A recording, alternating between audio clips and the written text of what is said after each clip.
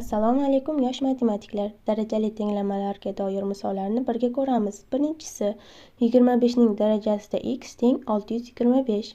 Yoyib olsak, 5 ko'paytirilgan 5 darajada x teng 5 ko'paytirilgan 5 ko'paytirilgan 5 ko'paytirilgan 5. 4 ta 5 ni bir-biriga ko'paytirsak, bizga 625 ni beradi. 5 ning kvadrati 25 bo'lganligi uchun 5 darajada 2x yozamiz.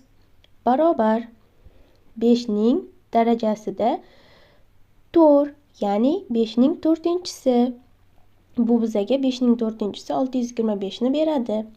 Asoslari bir xil 5 bo'lganligi sababli, bir xil son bo'lganligi sababli asoslari tushib qoladi va darajalar bilan ishlaymiz. 2x teng 4, x teng 4 bo'lingan 2. Chunki ko'paytirilgan narsa barobarning buyog'iga o'tganda bo'lish bo'lib o'tadi va 4 2 ga bo'lsak x teng 2 bo'ladi. Matematikani o'rganayotgan ukalarim, singillarim, ba'zan qiyin, ba'zan oson bo'ladi. Faqat yo'lingizda davom eting. Like, podpiska va kommentariy kutib qolaman.